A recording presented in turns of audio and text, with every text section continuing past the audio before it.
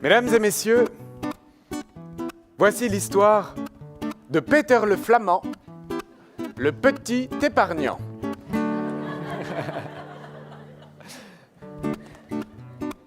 Quand il se lance dans la vie, Peter n'a presque rien. Ses parents lui laissent simplement 2 choses, un petit carré de patates à cultiver et une discipline. Pas de dépenses inutiles. Et Peter s'y tient.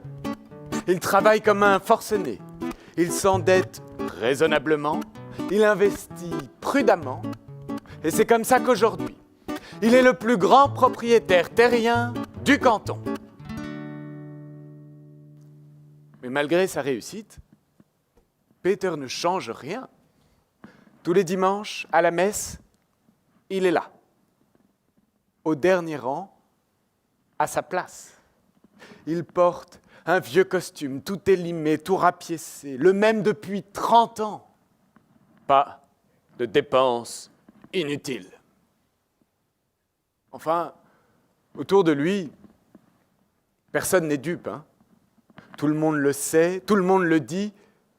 Peter, il est assis sur un trésor.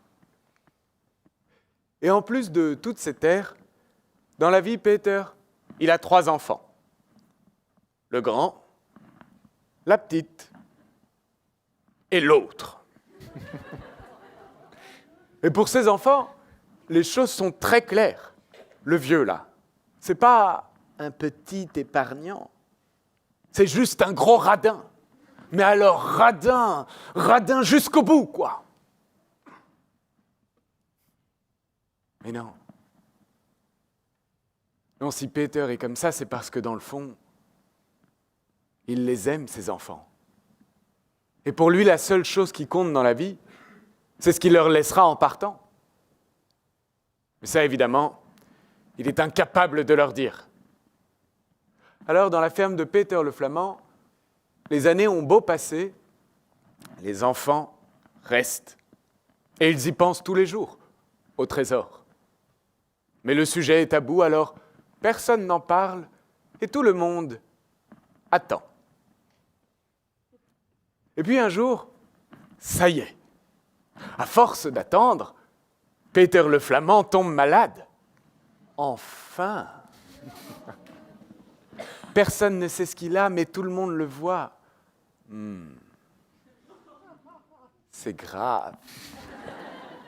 Le vieux est de plus en plus blême, de plus en plus faible, jusqu'au jour où...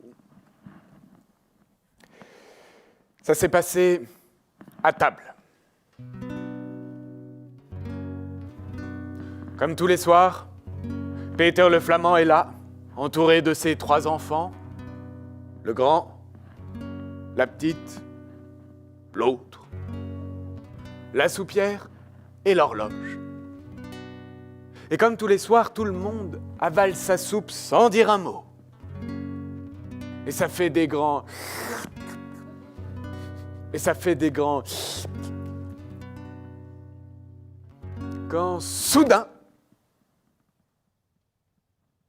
Peter leur parle.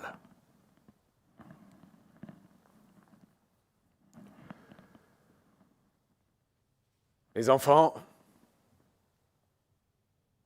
je vais mourir. Mais avant, j'aimerais vous dire une chose que je ne vous ai jamais dite.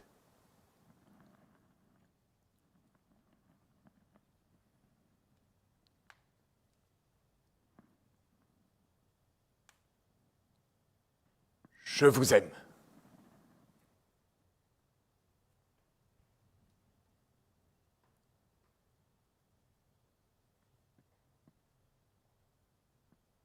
Très, très long silence.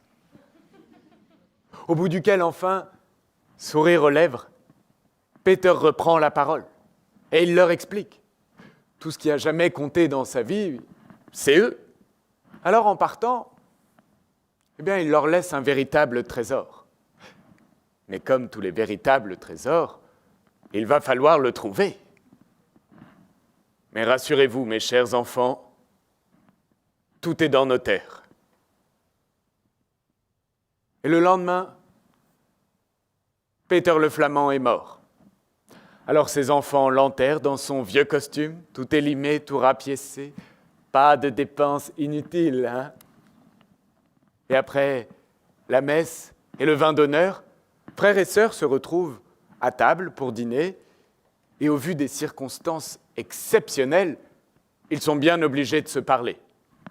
Et ils tombent rapidement d'accord. Radin, mais radin jusqu'au bout, le vieux! Heureusement, ils l'ont bien écouté. Le trésor est dans les terres. Et ils sont prêts à en retourner chaque centimètre carré s'il le faut pour le trouver. En revanche, là où la discussion s'envenime, comme souvent dans les familles, c'est quand ils se demandent par où commencer.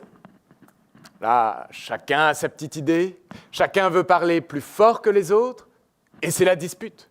Plus personne ne s'écoute, tout le monde part se coucher fâché. Et le lendemain, chacun prend une pelle et une direction. Et parmi les enfants, la plus pressée, c'est la petite. Parce que, comme d'habitude dans cette famille, même si personne n'a voulu l'écouter hier soir, elle en est persuadée.